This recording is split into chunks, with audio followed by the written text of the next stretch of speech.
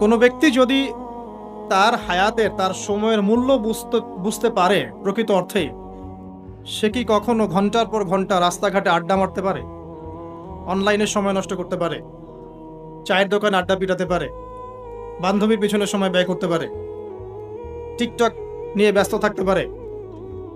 সময়ের মূল্য যে ব্যক্তি বোঝে সে কি কখনো এই কাজগুলো করতে পারে? আল্লাহ পাক সবার আগে এখানে আমাকে বলছেন ওয়াল আসরি, সময়ের কসম, অর্থাৎ সময় আপনার আমার জীবনে অত্যন্ত গুরুত্বপূর্ণ এবং এই সময়টা লিমিটেড। আল্লাহ পাক একটা লিমিটেড টাইম দিয়েছেন আমাদেরকে। এই টাইমটা বাড়বেও না কমবেও না, হয়তোবা বরকত হতে পারে বা বরকত কমে যেতে পারে। হায়াত যেটা আল্লাহ পাক দিয়েছেন এটা কিন্তু বাড়ে না কমে না, বরং এর মধ্যে হয় বরকত হয় অথবা বরকত কমে যায়। যখন মানুষ পাপে লিপ্ত থাকে, কন্টিনিউয়াসলি পাপ করতে থাকে, তার হায়াতের বরকত কমে যায়। আর যখন মানুষ কন্টিনিউয়াসলি নেক কাজ করতে থাকে, ভালো কাজ করতে থাকে, তার হায়াতের মধ্যে বরকত হয়। এবং বরকতময় সময়গুলো খুঁজে খুঁজে বের করে যদি কেউ আমল করতে পারে, যেমন শেষ রাত তাহাজ্জুদের সময় একটা বরকতময় সময়, ফজরের নামাজের পরের যে সুবহে সাদিকের যে সময়টুকু, ইশরাকের সময়, চাষতের সময়, এগুলো বরকতময় সময়। আসর থেকে মাগরিবের সময় বরকতময়, হজের সময়গুলোতে বরকত আছে, রমাদান মাস বরকতময় মাস, লাইলাতুল কদর এবং শেষ 10 রাত বরকতময়, জিলহজের প্রথম 10 দিন বরকতময়, আরাফা আশুরা বরকতময়। এগুলো খুঁজে খুঁজে বের করে যে ব্যক্তি আমল করতে পারে তার হায়াতে বরকত হবে ইনশাআল্লাহ আযজা ওয়া জাল্লা। এক কথায় আল্লাহ রাব্বুল আলামিন সময়ের কসম কেন করছেন? আপনাকে আমাকে এটা বোঝানোর জন্য যে সময় আমাদের জীবনে সবচেয়ে বেশি গুরুত্বপূর্ণ। যে সময়গুলো আমাদের জীবন থেকে চলে গেছে, আপনি আমি যদি 1000 রাকাত নামাজ পড়েও আল্লাহর কাছে কান্নাকাটি করি, সেটা কিন্তু আর ফিরে আসবে না। হয়তোবা আল্লাহ পাক আমাদের গুনাহগুলোকে মাফ করে দিয়ে বাকি জিন্দেগি আমাদেরকে আমল করার তৌফিক দিবেন ইনশাআল্লাহ তাআলা, কিন্তু যে সময়টুকু আমরা নষ্ট করেছি এটা কিন্তু আর ফিরে আসবে না। আজকে যদি একটা লেসন নিয়ে বাসায় যেতে পারি আমরা, যে আমরা আমাদের সময়টাকে মূল্যায়ন করব, আজকের এই মাহফিলটা সার্থক।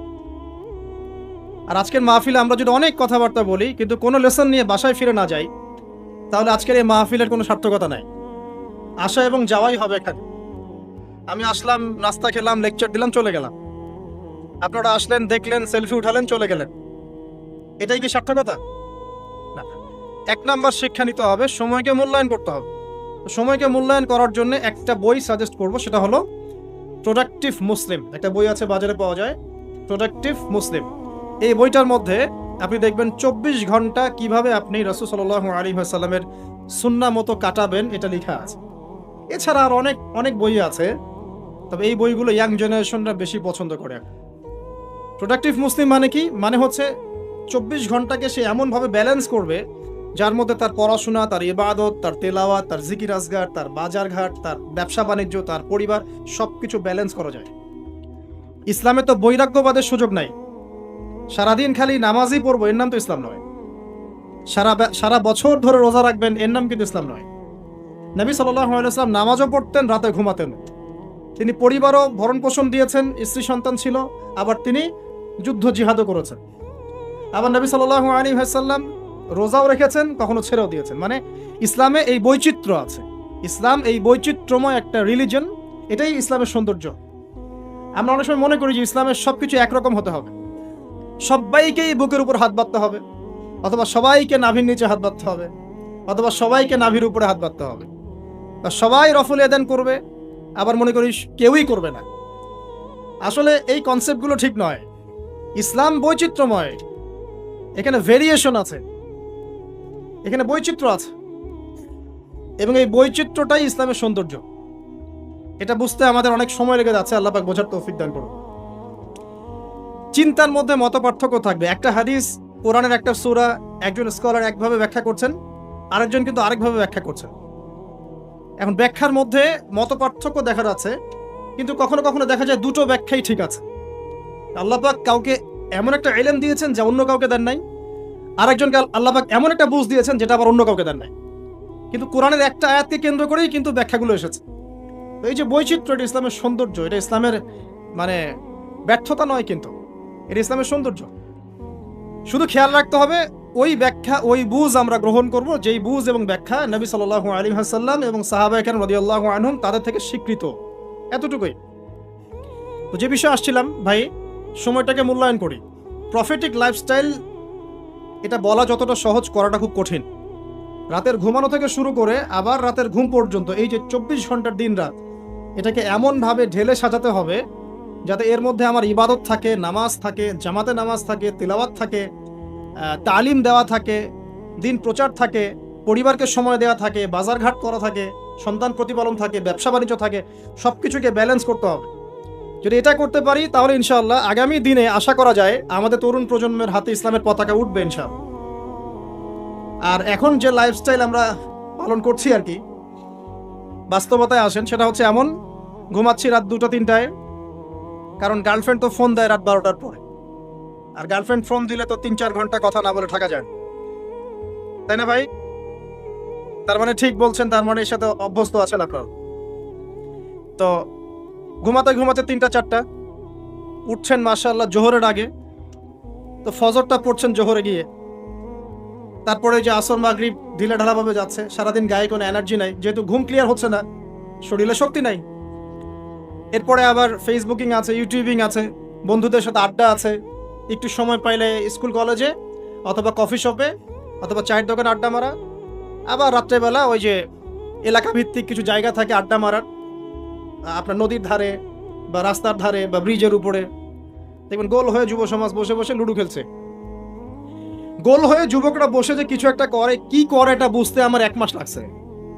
আমি অনেককে প্রশ্ন করছিলাম যে আসলে ওরা করে কি, যে গোল হয়ে যে বসে থাকে মাঝখানে একটা জিনিসের দিকে তাকায় আছে, কি করে আসলে। পরে একদিন নিজেই গিয়ে দেখলাম আসলে কি করে। ভাই কি করো? ওই যে ভাই ইতস্তত বোধ করছে যে আপনি, আপনার ভিডিও আমরা ইউটিউবে শুনি, আপনি সেই ব্যক্তি না? যে হ্যাঁ আমি সেই ব্যক্তি। কি করো তোমরা? তো বলছে যে আমরা ভাই লুডো খেলছিলাম। তো ওখানে যে লুডো খেলে এটা আমরা বুঝতে পারি নাই। আমি অনেস্টলি বলছি যে টিকটক বলে যে কিছু একটা আছে, এটা আমি জানতাম না এতদিন। এটার নামে কোন অ্যাপস আছে এটা আমার জানাই ছিল না, শুধু ফেসবুক এবং ইউটিউবিং জানতাম। তো দেখেন আমরা সময়গুলো প্র্যাকটিক্যালি এভাবে নষ্ট করছি একটা। তো যদি প্রফেটিক লাইফস্টাইলে না আসতে পারি তাহলে আল্লাহ পাকের যে শপথ ওয়াল আসরি, সময়ের কসম, এখান থেকে কোনো শিক্ষা আমরা অর্জন করতে পারছি না। 2 নম্বরে যাওয়ার আগে আল্লাহর কাছে ওয়াদা করি যে আজকে থেকে ইনশাআল্লাহ তাআলা যতদিন আল্লাহ পাক বাঁচিয়ে রাখবেন, ইনশাআল্লাহ তাআলা দেশের প্রেক্ষাপট যেমনই হোক, বিশ্বের প্রেক্ষাপট যেমনই হোক, ঠিক আছে, দেশে মহামারী নেমে আসুক, দুর্ভিক্ষ নেমে আসুক, কি হয় হোক, 24 ঘন্টার প্রফেটিক লাইফস্টাইল আমি মেনে চলবো ইনশাআল্লাহ। স্পেশালি যুব সমাজকে এই নিয়াত করতেই হবে, আদারওয়াইজ আপনারা সামনে ভয়ঙ্কর বিপদ দেখতে পারবেন। এমন ভয়ঙ্কর সিচুয়েশন আসবে যেটা কল্পনাতেও নাই এই মানব জাতির। কি আসবে সেটা নিয়ে আমি আসলে আপনাদেরকে ভয় দেখাতে চাচ্ছি না। আগামী বিশ্বের ভবিষ্যৎটা ভালো না, আগামী বিশ্বের ভবিষ্যৎটা মোটেই ভালো না। তো সময় এখনই আছে, মানে এই সময়টাই সময় মনে করে, ভবিষ্যতের চিন্তা বাদ দিয়ে এইটাকেই সময় মনে করে। আল্লাহ পাক তৌফিক এনায়েত করুন, আমিন। 2 নম্বর মেসেজ হচ্ছে আল্লাহ পাকের, সময়ের কসম করে আল্লাহ পাক বোঝাতে চাচ্ছেন যে ইতিহাস এর দিকে আপনাকে চোখ দিতে হবে। পৃথিবীর সৃষ্টি থেকে নিয়ে কিয়ামত পর্যন্ত একটা বিষয় খুব কমন, সেটা কি? যুগে যুগে যারাই আল্লাহ রাব্বুল আলামিনের তাওহীদ এবং তার নবীর সুন্নতকে অবজ্ঞা করেছে, আল্লাহ পাক কাউকে এই পৃথিবীতে স্থান দেন নাই। এই ইতিহাসটা কোরআন এবং হাদিসের পাতায় পাতায় আছে। সময়ের শপথ করে আল্লাহ পাক আমাদেরকে বলছেন ইতিহাস ঘেটে দেখো, পিছনের দিকে তাকিয়ে দেখো, যুগে যুগে যারাই আল্লাহ এবং তার রাসূলের অবাধ্য হয়েছে, আল্লাহ পাক কাউকে এই পৃথিবীতে স্থান দেন নাই। 1 নাম্বার দেখেন, ওই যে নূহ আলাইহিস সালাম স্থান পেয়েছে। নূহ আলাইহিস সালামের যুগে যে মানুষেরা আল্লাহর বিরোধিতা করেছিল তারা কি টিকতে পেরেছে? পারে নাই। মাত্র 40 বা 80টা পরিবার নাজাত পেয়েছে, বাকি সবাইকে আল্লাহ পাক ডুবিয়ে মেরেছে। পৃথিবীতে এখন আমরা যারা বেঁচে আছি, আমরা কিন্তু ওই 40 বা 80 পরিবারের সন্তান। আমাদের পিতামাতা কিন্তু ওইদিকে, যারা ওই সময়ে মহাপ্লাবন থেকে উদ্ধার পেয়েছে, নাজাত পেয়েছে, আমরা কিন্তু তাদেরই সন্তান। আর বাকি কাউকে আল্লাহ পাক পৃথিবীতে রাখেন নাই। আল্লাহর কিচ্ছু যায় আসে না। একটা হাদিসে আছে, পৃথিবীর দাম আল্লাহর কাছে একটা মাছির পাখার সমানও না। এই যে ফয়জুল কালাম বইটা আছে, পড়ে দেখবেন। এই বইটা বাসায় রাখতে পারেন, অনেক চমৎকার একটা বই। এখানে অনেক হাদিস আছে যেটা আপনাদের জন্য খুব ইজি হবে, স্পেশালি যারা জেনারেল লাইনে পড়াশোনা করছেন।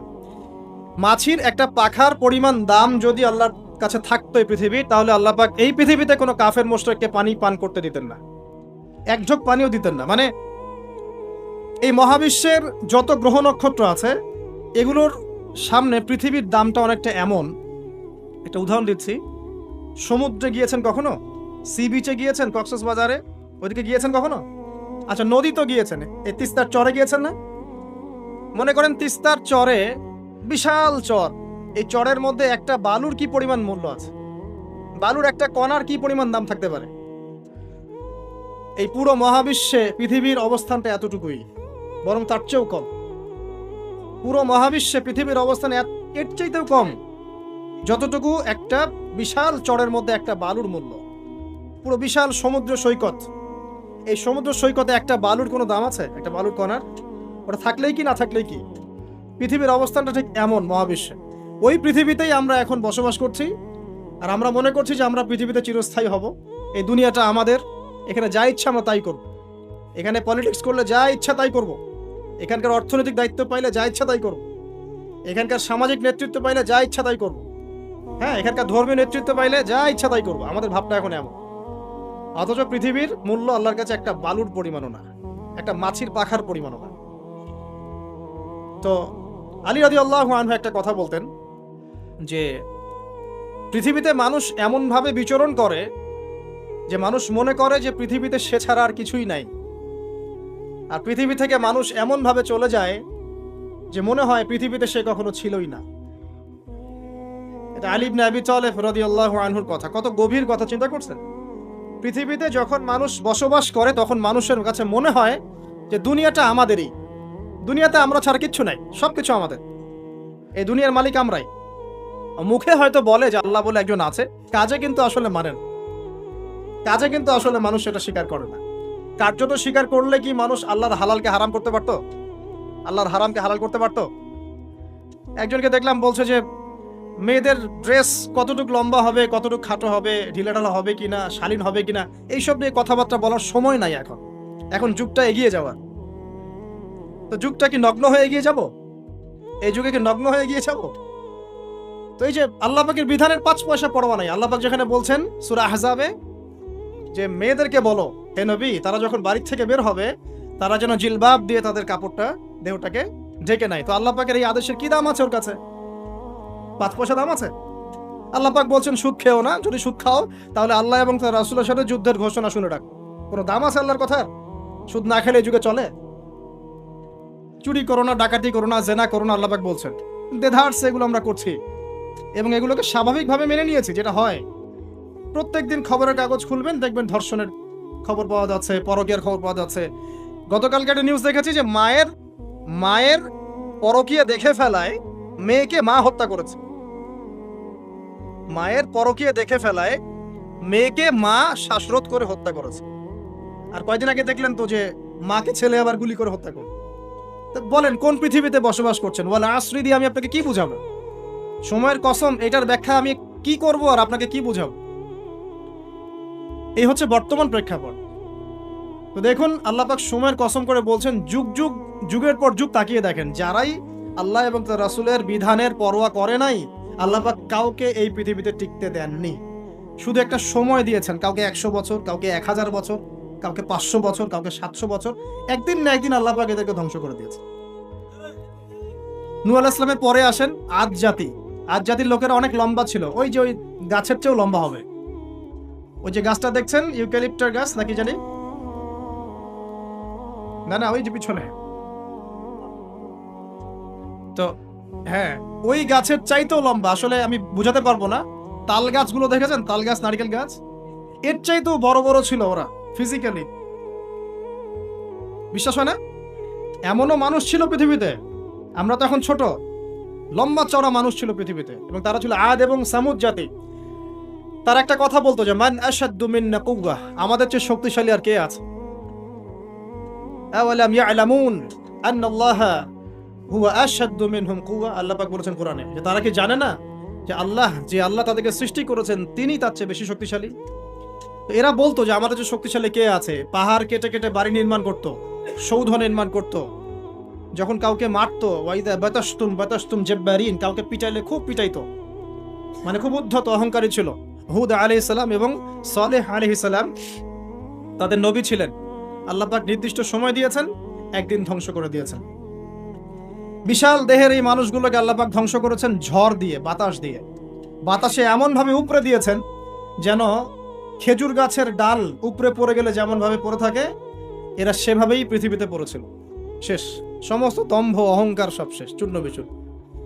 সামুদ জাতির একই অবস্থা, আকাশ থেকে বজ্রপাত, এই যে বিজলি যেটা বলি আমরা, প্রচন্ড বজ্রনিনাদ শব্দে একদিনে শেষ। কওমে লূত পরস্পর ছেলে ছেলে জেনা করতো, নাউজুবিল্লাহ, যেটা এখনকার ফ্যাশন হয়ে গেছে আর কি। হ্যাঁ, আজকে দেখলাম একটা নিউজ, যে আমি আসলে নিউজ দেখতে খুব পছন্দ করি, যে একটা স্কুলের টিচার, সে নিজেও সমকামী, সে শিক্ষার্থীদেরকে পড়াচ্ছে, সে নিজেও সমকামী, তাকে সরিয়ে দেওয়ার জন্য শিক্ষার্থীরা আন্দোলন করছে। এখন এদের সংগঠনও আছে, এদের পতাকা আছে, এদের ম্যাগাজিন আছে, এরা মানবতার কথা বলে, এরা বলে যে বাক স্বাধীনতার কথা বলে।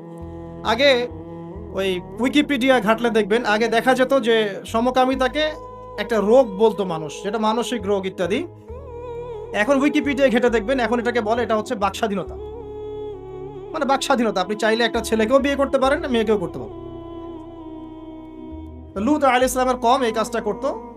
এমনই অসভ্য কওম ছিল যে দুইজন ফেরেশতাকে আল্লাহ পাক দুইজন মানে তরুণ যুবকের রূপে পাঠিয়েছেন। দুজন ফেরেশতার নাম, একজন জিবরাইল আলাইহিস সালাম, একজনের নাম মিকাইল আলাইহিস সালাম। দুইজনকে পাঠিয়েছেন ওদেরকে ধ্বংস করার জন্য, কিন্তু ফুটফুটে সুদর্শন তরুণের রূপে আর কি। তো তারা এসে আশ্রয় নিয়েছেন লূত আলাইহিস সালামের বাসায়।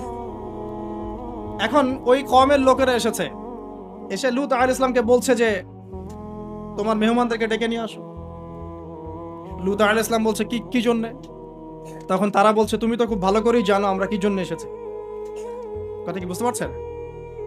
লূত আলাইহিস সালাম বলছেন যে হাউলাই বানাতি ইন কুনতুম ফাইলিন, আমার মেয়েরা আছে, তোমাদের যদি কোনো মানে সৎ পুরুষ থেকে থাকো তাহলে আমার মেয়েদেরকে বিয়ে করে নাও, প্রয়োজন আমার মেয়েদেরকে বিয়ে করে নাও, তারপরে ওই খারাপ কাজে যেও না। তখন তারা বলছে যে তুমি খুব ভালো করেই জানো লূত আমরা কি জন্য এসেছি, তোমার মেয়েদের ব্যাপারে আমার কোনো আগ্রহ নাই। চিন্তা করতে পারেন? তখন লূত আলাইহিস সালাম বলছেন আলাইসা মিনকুম রাজুলুন রশিদ, তোমাদের মধ্যে কি একটা ভালো মানুষও বাকি নাই? এরকম কম ছিল, মানে আল্লাহর ফেরেশতাদেরকেও চাচ্ছে নিজেদের কুপ্রবৃত্তি দমন করার জন্য। আল্লাহ পাক ওই জাতিটাকে এমন ভাবে ধ্বংস করেছেন। ফেরেশতা জিবরাইল আলাইহিস সালামের পাখা আছে প্রায় 600টা পাখা, 2টা পাখা দিয়ে তিনি ওই পুরো কওমকে এভাবে উঠিয়েছেন আসমানে। তারপর আসমান থেকে ওদেরকে পাথর বর্ষণ করা হয়েছে, রজম যেটা বলি আমরা। দুনিয়াতে রজম না হলে আসমানে হয়েছে রজম, পাথর নিক্ষেপ করে থেতলে দেওয়া হয়েছে, তারপরে এদেরকে উল্টে এভাবে দাফন করে দেওয়া হয়েছে। জর্ডান নামক জায়গার ডেড সি বা মৃত সাগর যেটা, ওই জায়গাটা হচ্ছে কওমে লূতের জায়গা। অনলাইনে ঘেটে দেখেন, এই জায়গায় এই কওমে লূত থাকতো, সমকামী। এখন এটা মুহাম্মদ সাল্লাল্লাহু আলাইহি ওয়াসাল্লাম নিজেও বলছেন যে আমি আমার উম্মতের উপরে যে কয়টা বিষয় বেশি ভয় করি তার মধ্যে একটা হচ্ছে গোপন শিরক, একটা হচ্ছে লোক দেখানো আমল, একটা হচ্ছে এই উম্মতের এক শ্রেণীর আলেম তারা সমাজে ফিতনা সৃষ্টি করে বেড়াবে এবং আসমানের নিচে এরা সবচেয়ে নিকৃষ্ট শ্রেণীর মানুষ হবে। আমি ভয় করি আমার উম্মত মূর্তি পূজারী হয়ে যাবে এবং আমি ভয় করি আমার উম্মতের মধ্যে সমকামিতা ছড়িয়ে পড়ছে না, এখন পড়ছে। খুব সতর্ক সাবধান থাকবে। এটা ছড়িয়ে পড়ার মূল কারণ কি? খুব কমন প্রশ্ন, আসলে কারণের দিকে আসেন, কারণটা ফাইন্ড আউট করি। জেনা যে ছড়িয়ে পড়ছে আর পরকীয়া যে ছড়িয়ে পড়ছে, সমকামিতা ছড়িয়ে পড়ছে, এর কারণটা কি? কি কারণ? আজকে থেকে 50 বছর আগে তো এমন ছিল না। লাস্ট 50 বছরে কি হচ্ছে, মানে এটা ছড়িয়ে পড়ছে কারণটা কি? 1 নাম্বার কারণ হচ্ছে ফ্রি মিক্সিং, মানে ছেলে মেয়ের অবাধ বিচরণ, এটা 1 নাম্বার কারণ। আগে যত বেশি পর্দা রেস্ট্রিক্টেড ছিল তত বেশি এখান থেকে মানুষ সেফ ছিল। 2 নাম্বার কারণ হচ্ছে যে যৌন শিক্ষার নামে আমরা মানুষকে নগ্নতা শিখাচ্ছি। 3 নাম্বার কারণ হচ্ছে প্রত্যেক প্রিন্ট এবং ইলেকট্রনিক মিডিয়া যৌনতা সুশ্রুতি দিচ্ছে। আর তার চেয়ে বড় 4 নাম্বার কারণ হচ্ছে পর্নোগ্রাফি। এটা সবার মোবাইলে এখন ফ্রি অ্যাক্সেস, যে কেউ ইচ্ছা, আলেম হোক আর জালেম হোক আর যেই হোক না কেন, সবাই বাসায় গিয়ে চুপচুপ করে পর্নোগ্রাফি দেখতে পারে। এবং যখন এটাতে মানুষ আসক্ত হয়ে যায় তখন ভিতর থেকে সে পশু হয়ে যায়। নিজের মেয়ের সাথে জেনা করতেও তার বুক কাঁপবে না। আপনি কি জানেন এখন অনেক পিতা বেরিয়েছে যারা নিজের মেয়ের সাথে জেনা করছে? খবর দেখেছেন? এটা কিভাবে সম্ভব? পর্নোগ্রাফির মধ্য দিয়ে সম্ভব। পর্নোগ্রাফি দেখতে দেখতে দেখতে দেখতে এগুলোকে মানুষের কাছে কমন মনে হচ্ছে, স্বাভাবিক। তখন কোনো মেয়ের দিকে আর সম্মানের চোখে মানুষ তাকাতে পারছে না। একটা মেয়ের দিকে সম্মানের দৃষ্টিতে মানুষ আর তাকাতে পারছে না। আর মেয়েরাও যে খুব ভালো তা না, ম্যাক্সিমাম মেয়ে দেখা যায় বেপর্দায় চলে। ওরা পছন্দ করে কেউ ওদেরকে ইপ্রিজিং করুক, কেউ একটু ওকে লাভ লেটার দিক, কেউ টিকটকে একটু নক করুক, কেউ মেসেঞ্জারে নক করুক। অনেক মেয়েরা তো অনেক বদ এখন। ভালো মেয়ে খুঁজে পাবেন কোথায়? খুবই রেয়ার, খুবই রেয়ার। ভালো মেয়ে খুঁজে পাওয়া খুবই রেয়ার। যদি আপনি নিজে পবিত্র না থাকেন, আপনি পবিত্র মেয়ে খুঁজে পাবেন না। প্রিয় দিনী ভাই, আপনি যদি নিজে পবিত্র না থাকেন, আপনি পবিত্র মেয়ে খুঁজে পাবেন না। বড় বড় শহরগুলোতে গিয়ে দেখেন, শপিং মলগুলোতে গিয়ে দেখেন, শপিং মল, ইউনিভার্সিটিজ, মেগা সিটিজ গুলোতে গিয়ে দেখেন, মেয়েদের গেট আপ গুলো দেখেন। বলবে যে হুজুর আপনারা এগুলো দেখেন? জি না, আমরা দেখি না, বাট আমাদের চোখের সামনে পড়ে যায়। আর চোখের সামনে যখন পড়ে যায় তখন তো আমরা চোখ বন্ধ করে হাঁটতে পারবো না। মনে করেন আমি কার ড্রাইভ করছি, এমনকি আমি চোখ বন্ধ করে ড্রাইভ করবো? সামনে কেউ পড়ে গেলে বলবেন হুজুর আপনার দৃষ্টি খারাপ। কি ফাইজলামি শুরু করছে! ডানে বামে চারপাশে যখন মেয়েরা এভাবে নগ্ন হয়ে ঘুরবে, আমি কি চোখ বন্ধ করে আকাশের দিকে তাকায় গাড়ি চালাবো? না আকাশের দিকে তাকায় হাঁটবেন, নাকি মাটির তলে তাকায় হাঁটবেন? কি করবেন? তো এগুলো হচ্ছে এক প্রকার এক শ্রেণীর বুদ্ধি প্রতিবন্ধী আছে, নাস্তিকতায় বিশ্বাসী, এদের খোরা যুক্তি এগুলা। সারা দেশে এরকম নগ্নতা ছড়িয়ে বেড়াবা আর বলবা যে তোমাদের মানসিক সমস্যা, হ্যাঁ তোমাদের মনের সমস্যা, রোগটা তোমাদের মনে। আশ্চর্য বিষয়, সুবহানাল্লাহ। তো যেটা বলছিলাম ভাই, এগুলোর কারণটার দিকে আসেন। মূল কারণটা কিন্তু এইগুলা, ফ্রি মিক্সিং। আপনার মিডিয়াগুলোর মধ্য দিয়ে এইভাবে অবাধে দেদারসে যৌনতার প্রদর্শনী, বিভিন্ন মুভিজ অ্যান্ড ফিল্মস অ্যান্ড এই যে সিরিয়াল, এইগুলা এমন কিছু মিডিয়া যেগুলো আমাদেরকে যৌনতা শিখাচ্ছে, এবং পর্নোগ্রাফি, এগুলো সবকিছু যখন একত্রিত হয়েছে তখন দেখবেন সমাজের মধ্যে যৌনতা বেড়েছে, জেনা বেড়েছে, ধর্ষণ বাড়ছে, তারপরে পরকীয়া বাড়ছে, এবং এগুলো এখন নর্মাল হয়ে গেছে। মানে এগুলো নর্মাল, মানুষ সবাই মেনে নিছে যে এটা হয়, এমনই আসলে। ধর্ষণ দিনে 4-5টা হয়, হ্যাঁ রেপ এটা হতেই পারে, জেনা ছেলে মেয়ে একটা আপোষের সম্মতিতে প্রেম করছে, জেনা করছে, সমস্যার কিছু নাই, এটা বাক স্বাধীনতা, এটা মানুষ মনে করে এখন। হ্যাঁ, দুজন যদি পরস্পর সম্মতিতে জেনা করে এটাকে পাপ মনে করা হচ্ছে না এখন আর। আপনার কথা কি মাথার উপরে আছে? একজন ছেলে একজন মেয়ে যদি সম্মতিতে জেনা করে এটাকে পাপ মনে করা হচ্ছে না, জোর করে করলে তখন পাপ মনে করা হচ্ছে। এবং দেখা যায় অনেক পরিবার, আপনি জরিপ করে দেখেন, ম্যাক্সিমাম পরিবারে এখন পরকীয়া ঢুকে গেছে। স্বামীকে নিয়ে স্ত্রী সন্তুষ্ট না, স্ত্রীকে নিয়ে স্বামী সন্তুষ্ট না, চলছে। আবার যদি কেউ অনেস্টলি একাধিক বিয়ের দিকে যায় তখন তাকে আবার সমাজের দিকে খারাপ চোখে দেখা হচ্ছে। দেখা যাবে একটা স্ত্রী আছে বাসায়, কিন্তু বাইরে 10টা মেয়ের সাথে টাঙ্কি মেরে বেড়ায়, কোনো সমস্যা নেই। 10টা মেয়ের সাথে জেনা করে বেড়ায়, কোনো সমস্যা নেই। কিন্তু একটা মেয়েকে যদি বিয়ে করে তাকে ভরণ পোষণ, তার রেসপন্সিবিলিটি, তার গার্ডিয়ানশিপ, তাকে সম্পত্তির অধিকার, যৌন অধিকার সবকিছু দেওয়ার চেষ্টা করে, তখন সমাজের মানুষ বাঁকা চোখে তাকায়। এটা কোন যুগে আছেন? এটা আইয়ামে জাহিলিয়াত চলছে এখন। আমরা মক্কাকে আইয়ামে জাহিলিয়াত মনে করেন? মক্কার জাহিলিয়াতের চেয়ে 1000 গুণ বেশি জাহিলিয়াত এখনকার বিশ্বে আছে। কেউ চ্যালেঞ্জ করলে আমার সাথে ডিবেট করতে বলেন, আমি প্রমাণ করে দিব যে মক্কার জাহিলিয়াতের চাইতে 1000 গুণ বেশি জাহিলিয়াত এই যুগে আছে। তবে শর্ত হচ্ছে এই জাহিলিয়াত প্রমাণ করতে হবে শুধু কোরআন এবং হাদিসের চোখ দিয়ে, অন্য কোনো চোখ দিয়ে চলবে না। তো এই সব কিছুর উপরে আবার একটা বিষয় আছে, সেটা হলো সবসময় আইনের সুশাসন নিশ্চিত হচ্ছে না। সব ধর্ষকের বিচার হচ্ছে না, সব জেনাকারের বিচার হচ্ছে না, মাদক দ্রব্য সবার বিচার হচ্ছে না। বিচার হলে আইনের ফাঁক ফোকর দিয়ে বেরিয়ে যাচ্ছে। আর সিস্টেম করা আছে, ওখানে একটু খাওয়াবেন, তার নিচে একটু খাওয়াবেন, তারপর এখানে একটু খাওয়াবেন, আস্তে আস্তে সব খুলে যাবে। আর এগুলো আমরা মেনে নর্মাল, এমনই সিস্টেম আমরা সবাই মেনেই নিয়েছি, এটাই হয়। এই যে মেনে নেওয়ার ট্রেন্ড, এটা করতে করতে করতে আমরা এখন চরম রকম জাহেলি একটা সমাজে বসবাস করছি। এই সময়ের কসম আল্লাহ পাক আপনাকে করছেন, ওয়াল আসরি, সময়ের কসম। মানে কোন সময় আপনি বসবাস করছেন নিজেই চোখ দিয়ে দেখেন।